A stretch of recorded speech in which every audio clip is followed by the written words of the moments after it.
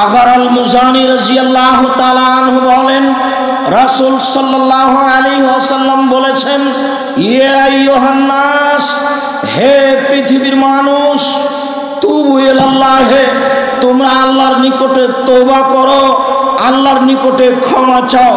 ফাইন্নি আতুবু ইলাইহি আস্তাগফিরুল্লাহ ওয়া আতুবু ইলাইহি ফিল ইয়াউমি মিয়া মাররা। আমি নিজে একদিনে 24 ঘন্টায় 100 বার, 100 বারেরও বেশি, প্রায় 100 বার বলে থাকি আস্তাগফিরুল্লাহ ওয়া আতুবু ইলাইহি। আমি আল্লাহর কাছে ক্ষমা ভিক্ষা চাই, আমি আল্লাহর নিকট ফিরে যেতে চাই, আমি আল্লাহর কাছে ক্ষমা ভিক্ষা চাই, আমি আল্লাহর কাছে ফিরে যেতে চাই। আয়েশা রাদিয়াল্লাহু তাআলা আনহা বলেন, রাসূল সাল্লাল্লাহু আলাইহি ওয়াসাল্লাম বলেছেন, ইন্নাল আবদা ইয়াতারাফা, যখন কোনো মানুষ পাপ করার পরে স্বীকৃতি দেয় যে আল্লাহ আমি পাপ করেছি, আমাকে মাফ করো, আমি তওবা করছি, তাবাল্লাহু আলাইহি, তখন আল্লাহ তাআলা তার তওবাকে কবুল করেন। যখন মানুষ তার পাপের স্বীকৃতি দেয়, স্বীকৃতি দিয়ে তওবা করে, তখন আল্লাহ তাআলা তার তওবাকে কবুল করেন।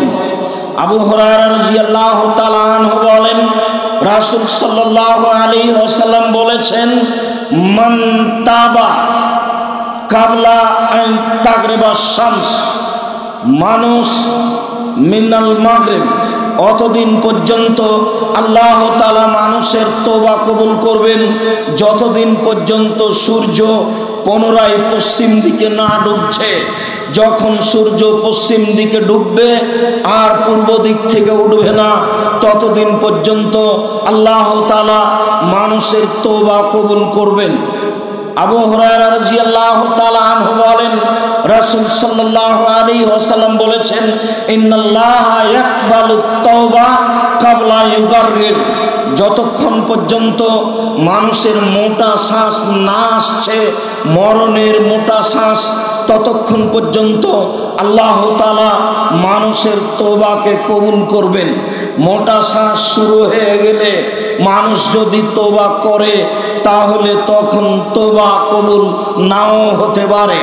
মরণের মোটা শ্বাসের পূর্ব পর্যন্ত তওবা করলে আল্লাহ তাআলা মানুষের তওবা কবুল করবেন, মানুষকে ক্ষমা করে দিবেন, এই কথা রাসূল সাল্লাল্লাহু আলাইহি ওয়াসাল্লাম বলেন। আবু হুরায়রা রাদিয়াল্লাহু তাআলা আনহু বলেন, রাসূল সাল্লাল্লাহু আলাইহি ওয়াসাল্লাম বলেছেন, পৃথিবীর মানুষ শুনে রেখো, লাউলাম তুজনিবু লা যাহাবাল্লাহু বিকুম ওয়ালা জা বিকওমিন ইজনিবুনা ওয়া ইস্তাগফিরুনাল্লাহা ওয়া ইয়াগফিরু লাহুম, তোমরা যদি পাপ না করতে, তাহলে আল্লাহ তাআলা আবারও এমন একটি জাতি সৃষ্টি করতেন যে জাতি পাপ করার পরে আল্লাহর কাছে ক্ষমা চাইতো, তখন আল্লাহ তাআলা তাকে ক্ষমা করে দিতেন। কাজেই এই কথার অর্থ এই নয় যে মানুষকে আল্লাহর নবী পাপ করতে বলছেন, বরং আল্লাহর নবী এই কথা বলছেন যে পৃথিবীর মানুষ, তোমাদের যদি পাপ হয়ে যায়, তাহলে তোমরা আল্লাহর কাছে ক্ষমা চাও। পাপ হয়ে যাওয়ার কারণে নিরাশা হয় না, মানুষেরই পাপ হতে পারে, এটাই স্বাভাবিক। ফেরেশতার পাপ হবে না, কেননা ফেরেশতার পাপ করার মতো কোনো ক্ষমতা নেই। আবু হুরায়রা রাদিয়াল্লাহু তাআলা আনহু বলেন, রাসূল সাল্লাল্লাহু আলাইহি ওয়াসাল্লাম বলেছেন, তুবা লিমান কানা ফি সাহিফাতিহি ইস্তিগফারান কাসীরা, নিশ্চয় ওই লোকটাই বিচারের মাঠে বেশি সফল হবে, নিশ্চয় ওই লোকটাই বিচারের মাঠে বেশি সফল হবে যে তার খাতাতে বেশি বেশি তওবা ইস্তিগফার দেখতে পাবে। যারা বেশি বেশি বলেছে আস্তাগফিরুল্লাহ ওয়া আতুবু ইলাইহি, আস্তাগফিরুল্লাহ ওয়া আতুবু ইলাইহি, তারা বিচারের মাঠে বেশি সফল হবে, তাদের সফলতা রয়েছে বিচারের মাঠে। এই কথা রাসূল সাল্লাল্লাহু আলাইহি সাল্লাম বলেন। শুধু আপনার নিজের জন্য নয়, আপনি আপনার পিতা মাতার জন্য ক্ষমা চাইবেন, আবু হুরায়রা রাদিয়াল্লাহু তাআলা আনহু বলেন, রাসূল সাল্লাল্লাহু আলাইহি ওয়াসাল্লাম বলেছেন, আপনার পিতামাতাকে আল্লাহ তাআলা জান্নাতে মান মর্যাদা যখন বেশি করে দিবেন, ইন্নাল্লাহা লা ইয়ারফাউর দারাজাতা, যখন আপনার পিতামাতার মান মর্যাদা জান্নাতে বিচারের মাঠে আল্লাহ বেশি করে দিবেন, ফায়াকুলানে, তারা দুইজন বলবে, মিন আইনা হাজা, মিন আন্না হাজা, হে আমার প্রতিপালক, আমাদের এত মান সম্মান কোথা থেকে হলো? আমরা তো এত মান সম্মান পাওয়ার মতো ইবাদত করিনি, তওবা ইস্তেগফার করিনি। তখন আল্লাহ তাআলা বলবেন, বে ইস্তেগফারে ওয়ালাদেকা লাকা, তোমার ছেলে তোমার জন্য, তোমাদের ছেলে মেয়ে তোমাদের জন্য দুনিয়াতে ক্ষমা চাইতো, তাই আজকে তোমাদের মান মর্যাদা বেশি করে দেওয়া হয়েছে, সম্মান বেশি করে দেওয়া হয়েছে, ভালো মানের পোশাক দেওয়া হয়েছে। এ কথা রাসূল সাল্লাল্লাহু আলাইহি ওয়াসাল্লাম বলেন। আবু হুরায়রা রাদিয়াল্লাহু তাআলা আনহু বলেন, রাসূল সাল্লাল্লাহু আলাইহি ওয়াসাল্লাম বলেছেন, ইন্নাশ শায়তান কালা, নিশ্চয় শয়তান বলে, ওয়া ইজ্জাতিকা ইয়া রাব্বে, হে আমার প্রতিপালক, তোমার সম্মানের কসম করে বলছি। শয়তান বলে, হে আমার প্রতিপালক, তোমার সম্মানের কসম করে বলছি, হে আমার প্রতিপালক, তোমার সম্মানের কসম করে বলছি, লা জালু উকবি ইবনা আদম মা দামাত আরওয়াহুম ফি আজসাদিহিম, আদম সন্তানের আত্মা যতদিন তার দেহে থাকবে আমি তাকে ভুল পথে নিয়ে যাব। তোমার সম্মানের কসম করে বলি, তোমার ইজ্জতের কসম করে বলি, শয়তান বলছে যতদিন পর্যন্ত আদমের ছেলেমেয়ের দেহে শ্বাস থাকবে ততদিন পর্যন্ত আমি তাকে সর্বদা ভুল পথে নিয়ে যাব। কাল আল্লাহ তাআলা, তখন আল্লাহ তাআলা বলেন, ইবলিস, শয়তান, তুমি শুনে রেখো, ওয়া ইজ্জতি ওয়া জালালি ওয়া ইরতিফায়ে মাকানি, আমার সম্মানের কসম, আমার মর্যাদার কসম, আমার ইজ্জতের কসম, আমার উচ্চতার কসম, আমার অহংকারের কসম, আমি আল্লাহ আমার মর্যাদার, আমার ইজ্জতের, আমার অহংকারের কসম করে বলছি, লাগ ফেরো, আমি তাকে ক্ষমা করতে থাকবো, ফাস্তাগফিরুনি, যতদিন পর্যন্ত তারা আমার কাছে ক্ষমা চাইবে। শয়তানের এ কথা, আল্লাহর এ কথা, শয়তানের এ কথা, আল্লাহর এ কথা, আমি আশা করছি আপনাকে স্পষ্ট বুঝাতে পেরেছি। শয়তান বলছে, হে আমার প্রতিপালক, তাহলে শয়তান প্রতিপালক বলে মেনে নিয়েছে। আবার শয়তান বলছে, তোমার সম্মানের কসম, তুমি বড়, তোমার সম্মানের কসম করে বলছি, আমি আদম সন্তানকে ওর দেহে শ্বাস থাকাকালীন আমি তাকে ভুল পথে নিয়ে যাব। তখন আল্লাহ তাআলা তার তিনটে সম্মান মর্যাদাকে উল্লেখ করে বলছেন, আমার ইজ্জতের কসম, আমার মর্যাদার কসম, আমার উচ্চতা, আমার অহংকারের কসম, আমি এই তিনটে গুণের কসম করে বলছি, যতদিন পর্যন্ত আমার কাছে ক্ষমা চাইবে, যতবার ক্ষমা চাইবে ততবার পাপ করার পরে ক্ষমা চাইলে আমি তাকে ক্ষমা করে দেব। আবু হুরায়রা রাদিয়াল্লাহু তাআলা আনহু বলেন, রাসূল সাল্লাল্লাহু আলাইহি ওয়াসাল্লাম বলেছেন, মান আজনাবা জামবান, কোন মানুষ যদি পাপ করে, সুম্মা কালা, তারপর যদি বলে, রব্বি আজনাবতু ফাগফিরলি, হে আমার প্রতিপালক, আমি পাপ করেছি, আমাকে ক্ষমা করো। একুল রব্বহু তাআলা, তখন তার প্রতিপালক বলেন, আল্লাহ বলেন, আলেমা আব্দি, আমার দাস দাসী কি জানে যে আন্নাল্লাহু রব্বান, তার একজন প্রতিপালক রয়েছেন, এক ফেরুদাম্বা ও এক হজবেহি, যিনি ক্ষমা করতে পারেন, যিনি শাস্তি দিতে পারেন, যিনি ক্ষমা করতে পারেন, যিনি শাস্তি দিতে পারেন। আমার দাস দাসী কি জেনে বলছে আমি যে তাকে ক্ষমা করতে পারি, আমি শাস্তি দিতে পারি, আমি ক্ষমা করতে পারি, আমি শাস্তি দিতে পারি, এটা যদি জেনে শুনে বলে গাফারতু লাহু, আমি তাকে ক্ষমা করে দিলাম। সুম্মা মাকাসা, দিন যায় রাত্রি যায়, দিন যায় রাত্রি যায়, দিন যায় রাত্রি যায়। সুম্মা আজনাবা জাম্বান, আবার পাপ করে বসলো। বলল রব্বি আজনাবতু ফাগফিরলি, হে আমার প্রতিপালক আমি পাপ করেছি, আমাকে ক্ষমা করো।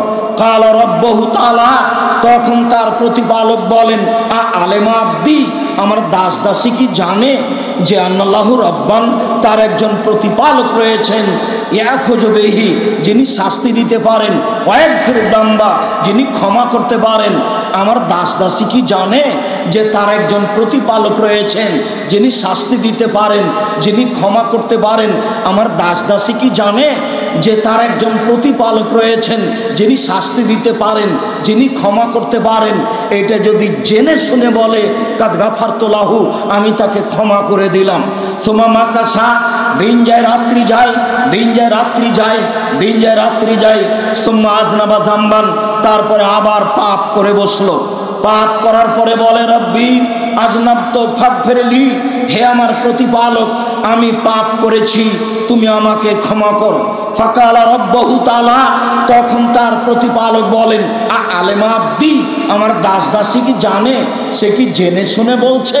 সে কি সত্যি আমাকে জানে যে আমি শাস্তি দিতে পারি, আমি ক্ষমা করতে পারি, যে আমি শাস্তি দিতে পারি, আমি ক্ষমা করতে পারি? এটা জেনে শুনে যদি বলে কাদ গাফারতু লাহু, আমি তাকে ক্ষমা করে দিলাম। যতবার জীবনে তার ঘটবে ততবার যদি বলে আমি আল্লাহ তাকে ক্ষমা করে দিব। হাদিস বুখারী মুসলিম। যতবার শয়তান আপনাকে বিপাকে ফেলতে চাইবে ততবার যদি আপনি আল্লাহর দরবারে হাজির হন, কান্নাকাটি করে ক্ষমা চাওয়ার বিষয়টি পেশ করেন, ততবার আল্লাহ তাআলা ক্ষমা করে দিবেন।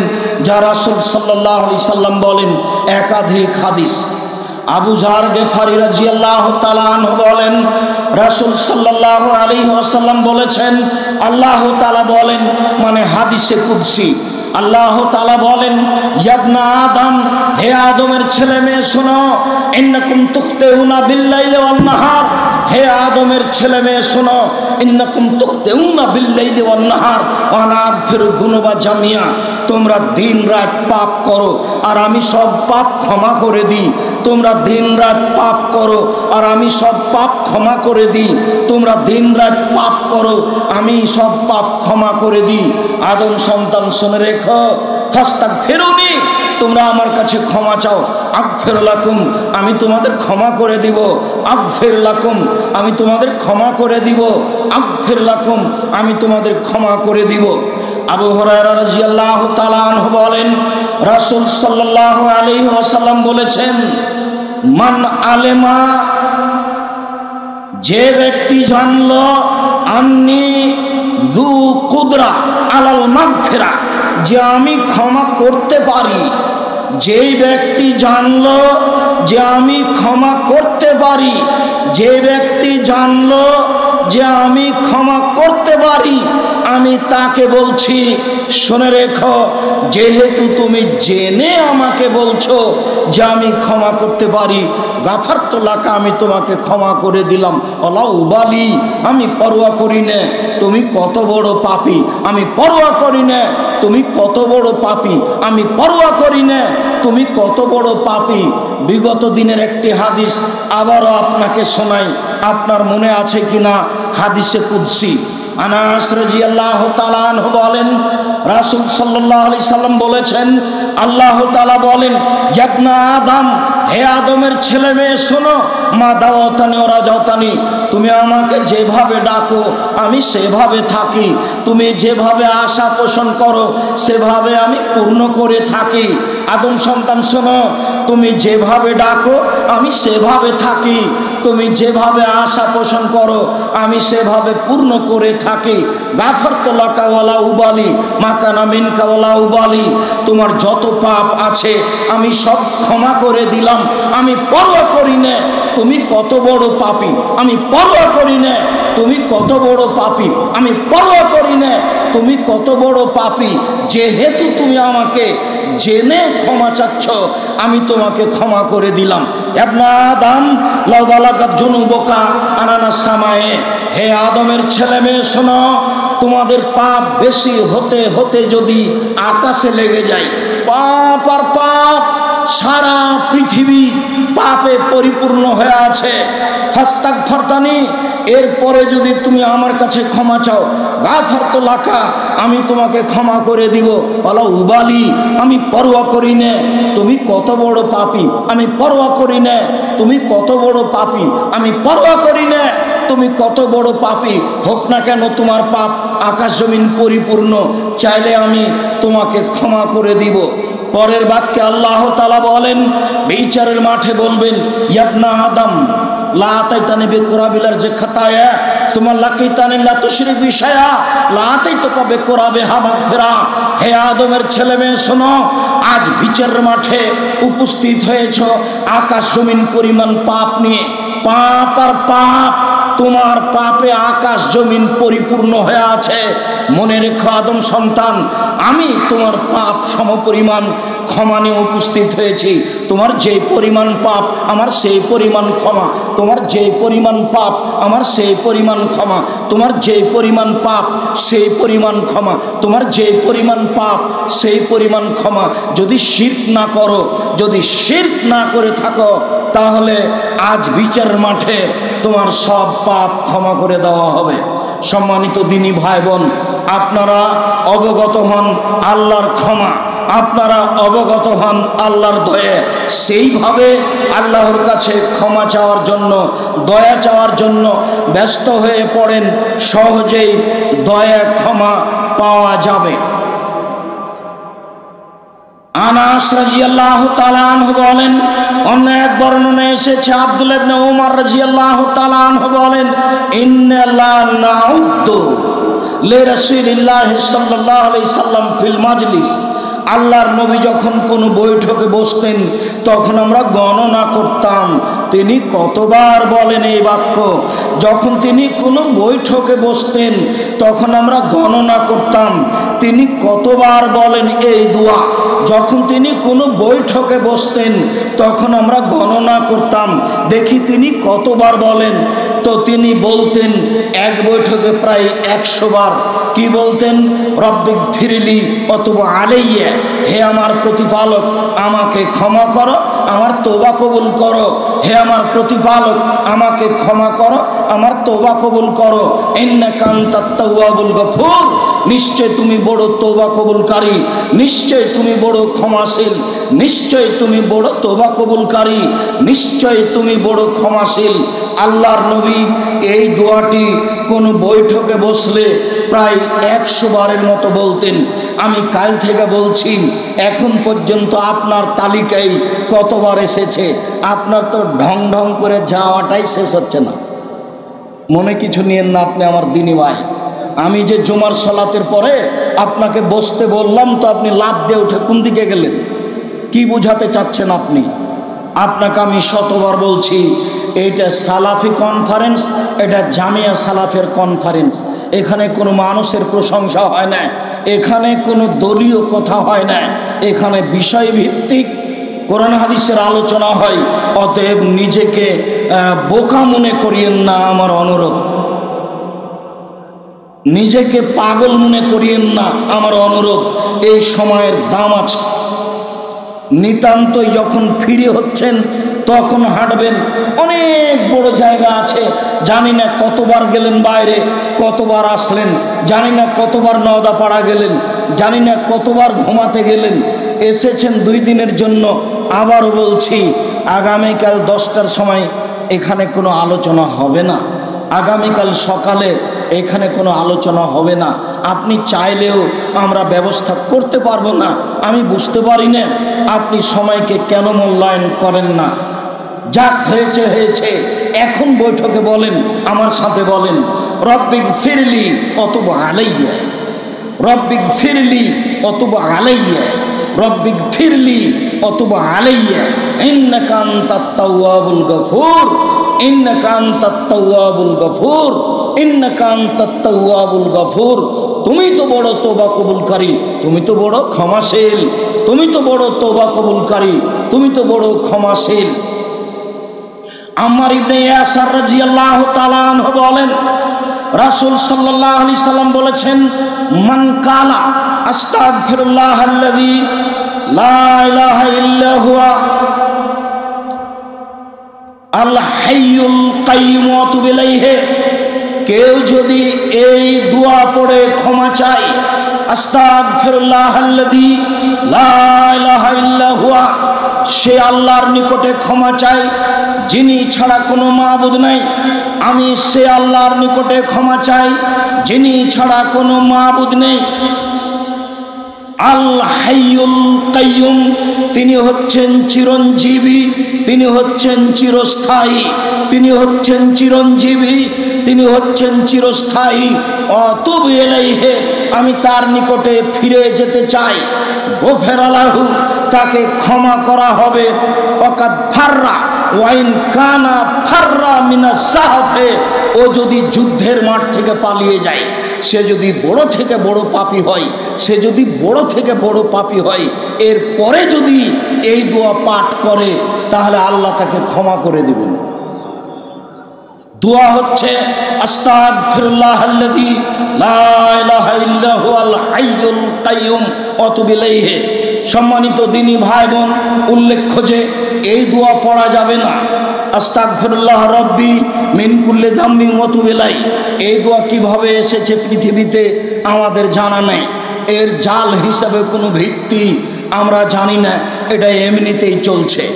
সবচেয়ে ছোট দোয়া আস্তাগফিরুল্লাহ ওয়া তুবু ইলাইহি, তারপরে একটু বড় দোয়া আস্তাগফিরুল্লাহাল্লাযী লা ইলাহা ইল্লা হুয়াল হাইয়ুল কাইয়্যুম ওয়া তুবু ইলাইহি, তারপরে একটু বড় দোয়া হচ্ছে রব্বিগফিরলি ওয়া তুব আলাইয়া ইন্নাকা আনতাত তাওয়াবুল গফুর, তারপরে বড় দোয়া হচ্ছে সাইয়্যিদুল ইস্তিগফার, যা একটু পরে বলবো, ক্ষমা চাওয়ার সর্দার।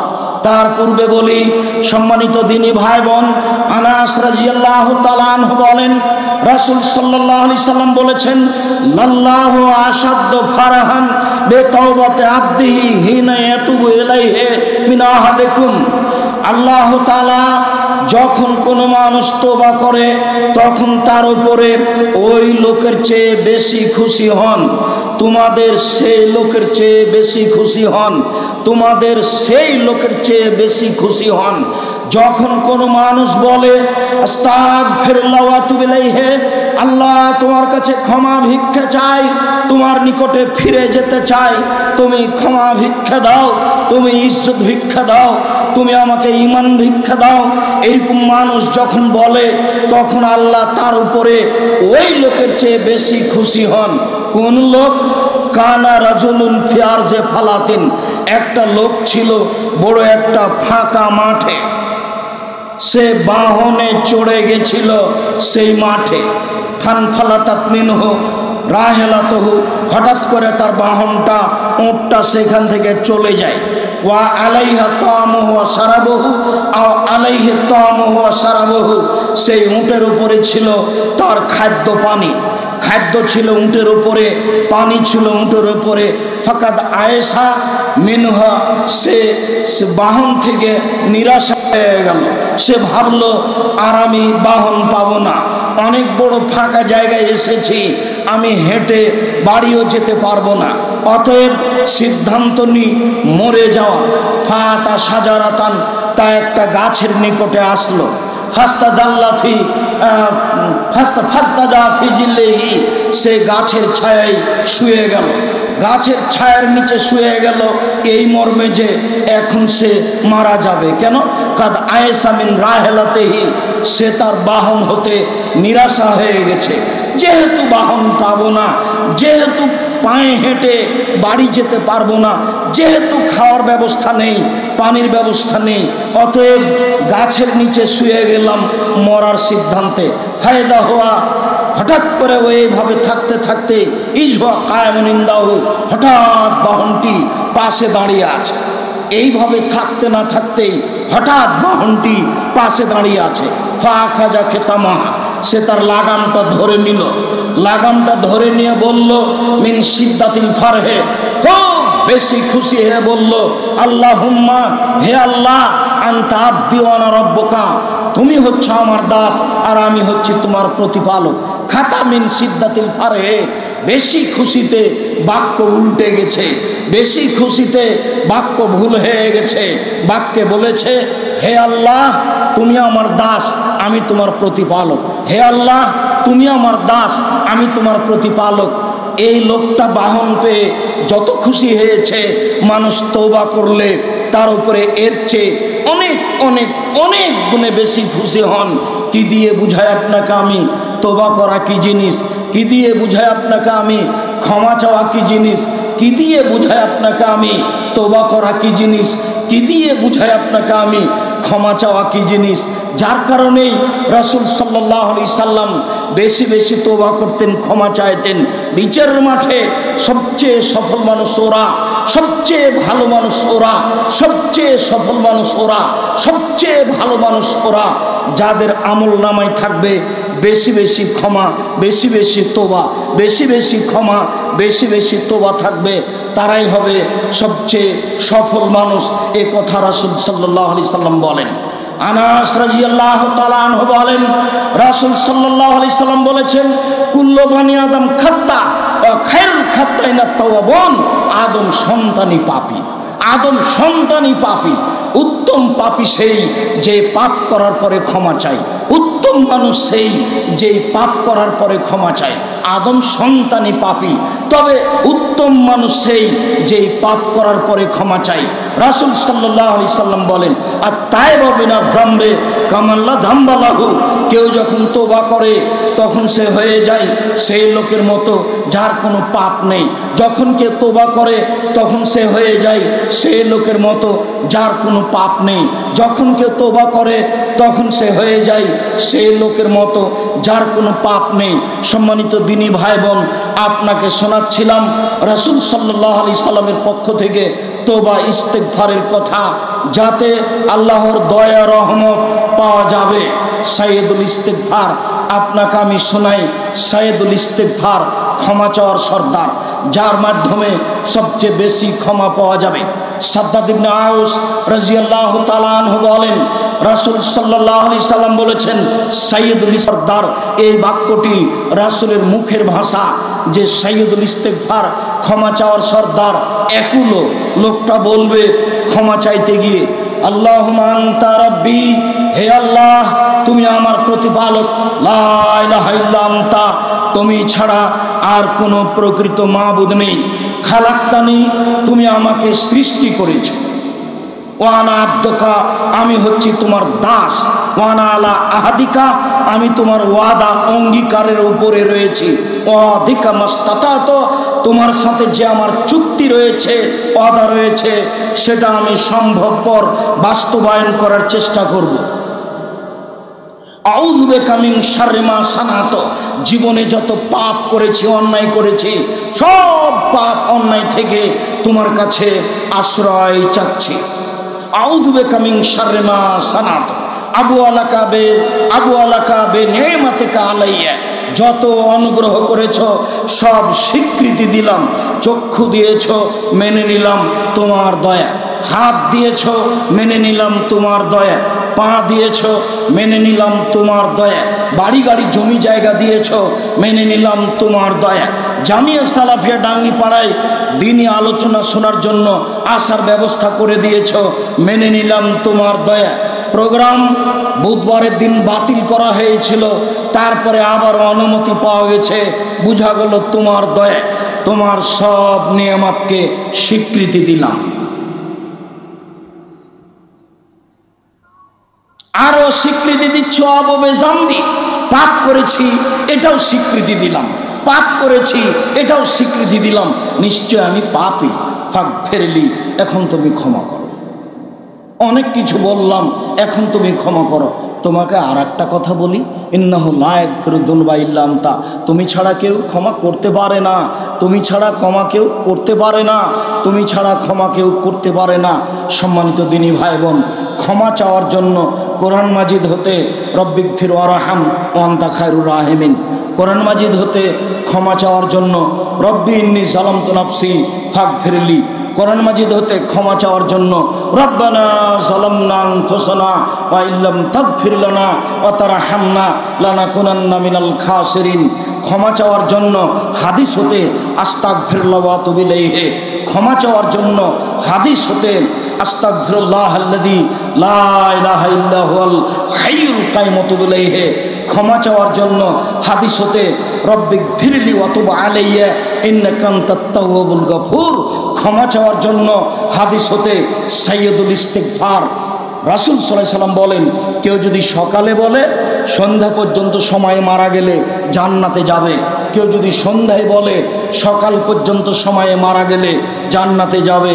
সম্মানিত দিনী ভাই বোন, আমি আপনাদেরকে অনুরোধ জানিয়েছি, সাইয়্যিদুল ইস্তিগফার মুরব্বিকে মুখস্থ করতে হবে 7 দিনে, যুবককে মুখস্থ করতে হবে 24 ঘন্টায়, মুখস্থ করতেই হবে যে কোনো মূল্যে। সম্মানিত দিনী ভাই বোন, অনেক বড় বড় আলেম ওলামা অপেক্ষা করছেন আপনার সাথে আমার অনেক জরুরি কথা। যখন আপনি জুমার খুতবার পরে দৌড়িয়ে চলে যাচ্ছিলেন, তখন আপনাকে আমি বুঝাতে পারিনি আমার কষ্টের কথা। আপনার সাথে আমি অদাবদ্ধ হতে চাই, আপনার সাথে আমি অদাবদ্ধ হতে চাই। মানুষ হিসেবে আপনাকে পেশাব করতে যেতে হবে, পায়খানা করতে যেতে হবে, এ কথাই ঠিক। মানুষ হিসেবে আপনাকে খেতে যেতে হবে, এ কথাই ঠিক। মানুষ হিসেবে আপনাকে গোসল করতে যেতে হবে, এ কথাই ঠিক।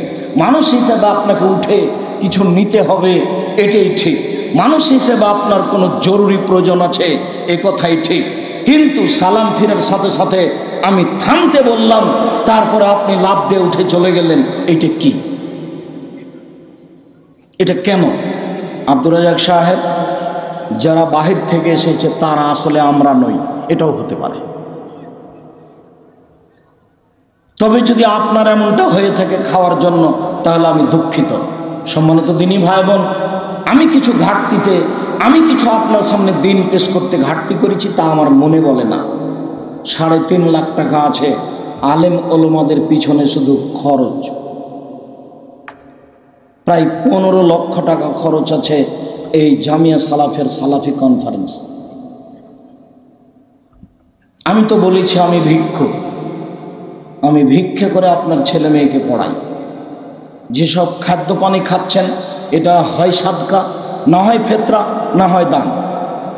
সাদকা হয়, ফেতরা যদি হয় জানেন, জাকাত যদি হয় জানেন, আর যদি সেটা দান হয়, সাদাকা হয়, তাহলে সেটা হলো মানুষের ময়লা। আল্লাহ রসুল বলছেন, ইন্না সাদকাতা ইন্নামা হিয়া আওসাকুন নাস, নিশ্চয় এটা মানুষের ময়লা। মনে রেখো, মানুষের ময়লা আমার জন্য হারাম, আমার বংশের জন্য হারাম, আমার বাড়িতে যে কাজ করে তার জন্য হারাম। হাসান, মুখে দিয়েছ কেন? মুখের ভিতরে আঙ্গুল ঢুকিয়ে খেজুর বের করে ফেলে দিয়ে বলছে, আমার সমর্থ তুমি বুঝো না, এটা মানুষের ময়লা, এটা আমার জন্য হারাম, আমার বংশের জন্য হারাম, আমার বাড়িতে যে কাজ করে খায় তার জন্য হারাম।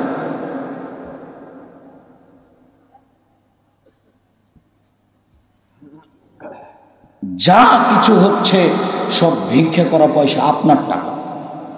আমি এখানে কিছু করতে পারি না, আমি নিঃস্ব মানুষ, কচুর পাতার পানি। আমি একসঙ্গে খেলে তার 200-100 টাকা দিয়ে দিতে পারি। এই প্রতিষ্ঠান পরিচালনা করার মতো আমার মতো নিঃস্ব মানুষের কাজ নয়। এবছরের জানুয়ারিতে মাসিক বেতন আসতে পারে 22 থেকে 23 লক্ষ টাকা, এখন আসে প্রায় 20 লক্ষ টাকা। 200 থেকে 250 জন শিক্ষক শিক্ষিকা কর্মচারী রয়েছে বিভিন্ন স্থানে। বারবার আমি বলছি যে এই দিকে যেতে একাডেমিক ভবনে যেখানে ঢুকছেন ওইখানের জমিটা পরে কিনতে হয়েছে, ওয়াদা আগে হওয়ার পরে। তার দাম 30 লাখ টাকা, 10 দেওয়া হয়েছে, 11 দেওয়া হয়েছে, 19 লাখ বাকি আছে। ওর পিছনে একটা জমি নেওয়া হয়েছে, তার 3 লক্ষ টাকা বাকি আছে। সামনে মহিলা শাখার সাথে একটা জমি নেওয়া হয়েছে, তার 30 লক্ষ টাকা বাকি আছে। জামিয়া সালাফিয়া রূপগঞ্জ নারায়ণগঞ্জ ঢাকায় 70 শতক জমি বায়না করা আছে, তার 1 কোটি 30 লক্ষ দেওয়া আছে, আরো পাবে 1,21,00,000। প্রতি মাসে বেতন তো লাগেই।